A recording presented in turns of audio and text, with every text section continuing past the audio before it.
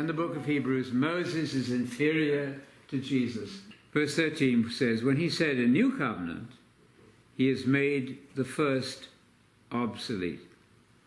But whatever is becoming obsolete and growing old is ready to disappear. And I think finally it disappeared in 70 AD fully, because there was no temple anymore to offer sacrifices in. But clearly there's a contrast between the two covenants. Paul says that he, Paul, is a minister of the new covenant. So it would be fundamentally false to say that we are not in the new covenant. We know that there's a future for now blinded Israel. That's a different subject. They are going to come to understand these truths in the future. We know that through the Great Tribulation.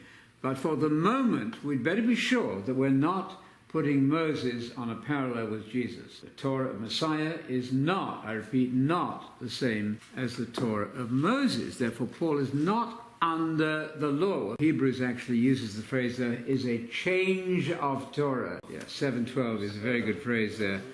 That was necessary to have a change of Torah. So what was Torah at one time is no longer Torah now, and to go under the wrong Torah is to disobey God. Hence then you must be quite sure what is circumcision and the whole law which I am forbidding you to keep. Very interesting, he uses the phrase law of Moses there. There's something obsolete, fading about the law of Moses, and it's been replaced by a new priesthood. Jesus, of course, was the descendant of David. We'll add that. How was he a descendant of David when God was his father? The answer is through Mary. He is a lineal blood descendant of David through his mother. So the Jew who becomes a Christian now must, of course, come in line with the law of Messiah now, because Paul is the model there with Jesus behind him. And so to have two different Christianities, one based on the law of Moses and one not, would immediately create an unworkable, unmanageable situation. There's only one Christian faith, one baptism. But we must be very gentle and patient with people who are coming into that understanding. Some people think one day is important above another. Let everybody be fully convinced in his own mind. Some think that foods are to be distinguished. I, Paul, am not so convinced. I think that all foods are the same. Paul is the model here. He's the mature Christian. He's a Jew. So he's a model for us all. We started and we end with 1 Corinthians chapter 9:20. I, Paul, am not under the law. Now, that doesn't mean I'm lawless. It doesn't mean I have no law of God. He's very careful to add.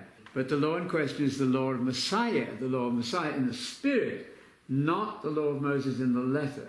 Not to grasp that distinction is to be at a very elementary level, I think, in one's understanding. Very clear. It's very clear. Paul is difficult for Jewish people. We have known many Jewish people who've become Christians. They say, well, I'll accept the Gospels, but I will not accept Paul. Even the famous President Jefferson said that Paul had corrupted the faith. That's very wrong. Paul is Scripture, so don't go with that.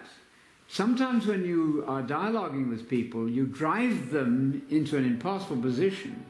You drive them to say, well, I think maybe Paul wasn't right here. Don't go there.